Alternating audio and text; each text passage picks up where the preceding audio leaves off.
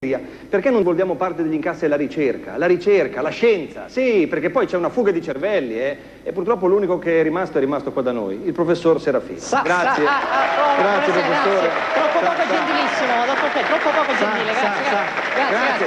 Professore, bentornato. Grazie. Allora, dato che la gente la riconosce e la applaude, per la prima volta a Bulldozer io la invito a venire qua da noi sul palco. Il professor Serafini, grande divulgatore.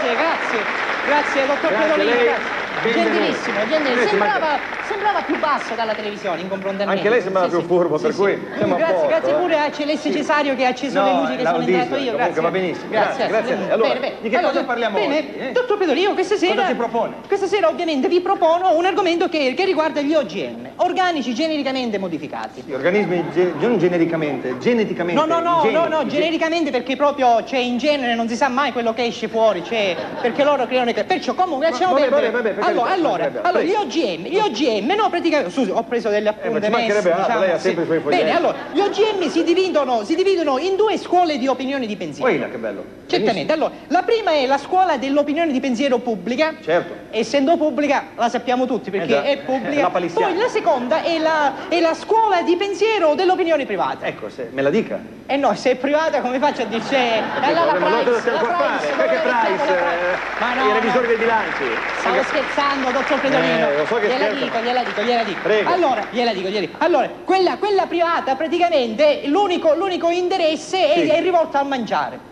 Sì, quelle private che quello pensa sempre a mangiare. E infatti hanno inventato, pensi, dottor Pedolino, hanno inventato il pollo senza peli. Senza piume? No, pure, senza piume e senza peli, perché scusi, quando lei prende un uovo, che ci cerca una cosa nell'uovo, cosa cerca? Il pelo o la piume? Il pelo. Ha visto che ci sono pure i peli che cosa c'entra? Ma è un modo di dire, ma cosa viene qua a raccontare queste cose? Allora che fa? Loro hanno inventato questo pollo senza peli, che secondo loro vogliono dire perché siccome vivendo in un ambiente tropicano, allora poverino soffre il caldo e allora l'abbiamo fatto nascere senza peli. Invece non è vero, perché la verità è che tipo ad esempio tu questo pollo lo vedi che svagazza libero, svagazza libero per il giardino e per esempio ti trovi in un periodo di Natale, semplicemente lo prendi, ci infili il rosmarino e direttamente nel forno. Non faccia sto gesto qua, è una roba brutta, si sa che è così ma non è bello.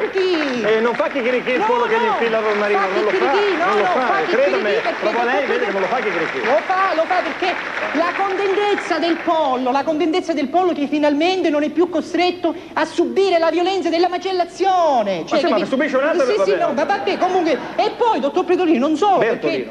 vabbè, me lo devo scrivere ora. Perché non solo sono senza peli, ma anche pure hanno varie opzioni. Perché sono geneticamente ripieni pure. Patate e fegatini, tipo salsicce e spinaggi, prosciutto e formaggio, dipende dal gusto dei ricercatori, diciamo. Ecco. Va bene. E poi qua ovviamente la gente si pone, no? Si pone una dice, ma questi polli, ma come puono fare questi polli senza peli che già solo a guardarlo tu ti sembra già arrosto e per giunta è vivo, ripieno e vegeto? Come puono fare questi polli? Allora, già che diciamo, e quindi, come puono? Me lo dice lei come puono e quindi? Che stavolta è colpa mia, giustamente. Come puono? Lei che l'ha detto. Come puono? Dottor Pedolino, come puono? Dottor Pedolino, senta, anch'io ieri ho mangiato il pollo ripieno modificatamente, c'erano i peperoni melenzani, ancora non lo dici.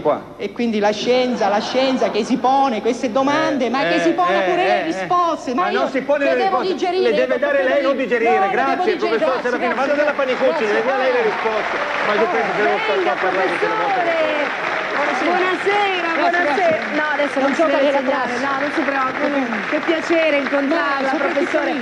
Senta, approfitto, ma lei a ripetizioni, no? Come è messo, professore? Bene, ripetizioni. È